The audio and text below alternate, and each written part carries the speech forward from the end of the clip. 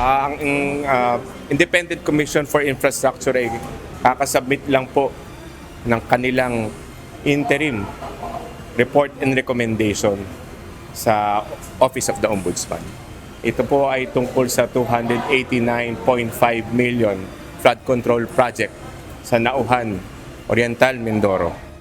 Inaasahang kakasuhan ng Office of the Ombudsman si Ako Bicol Party List Representative Zaldico batay sa interim report ng Independent Commission for Infrastructure o ICI ngayong araw. Kasama sa report ang mga rekomendasyon ng komisyon at inaasahang sasampahan ng kaso ang ilang personalidad, partikular sa natuklasang irregularidad sa isang flood control project sa Oriental Mindoro na aabot sa 290 million pesos ang halaga. Direktang pinangalanan sa report si Ako Bicol Party List Representative Ko. Sasabihin ko lang po kung sino po ang mga taong potentially responsible based on this on the evidence and evidence reviewed by the commission. Ito po yung mga maaring responsable at maaaring kasuhan, depende po sa investigasyon ng Ombudsman at sa makakalap pa nilang ebidensya sa tulong ng Commission po.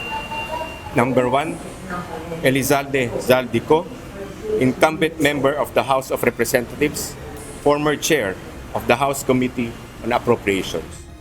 Ayon kay Attorney Brian Kit Hosaka, Executive Director ng ICI, ang proyekto ay sa Department of Public Works and Highways o DPWH Region 4B na kaugnay ng pagtatayo ng isang road dike sa kahabaan ng mag-asawang Tubig River. Isa sa napansin ng komisyon ay ang deficiency sa mga dokumentong sumusuporta sa progress billings.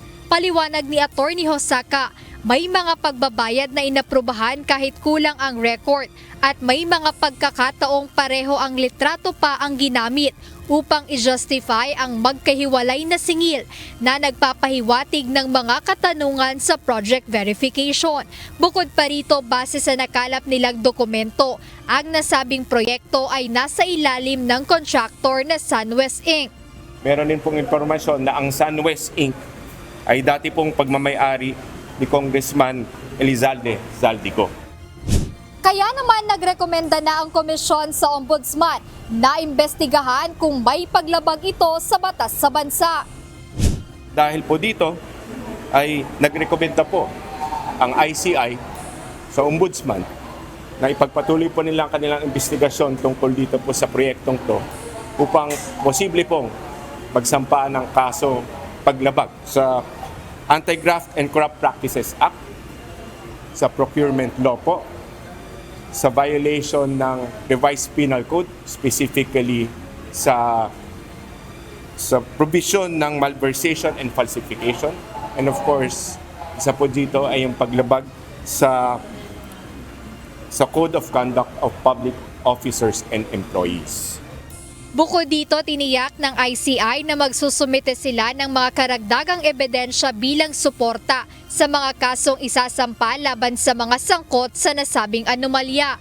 Paliwanag ni Attorney Hosaka, sinisiguro nilang malakas ang hawak nilang mga ebidensya at hindi lang aasa sa iisang testimonya o affidavit upang mapalakas ang kaso at hindi basta madidismiss. Kaugnay nito, maaaring sa mga susunod na araw ay ipapatawag din nila ang dating chairperson ng House Committee on Appropriations na si Representative Ko.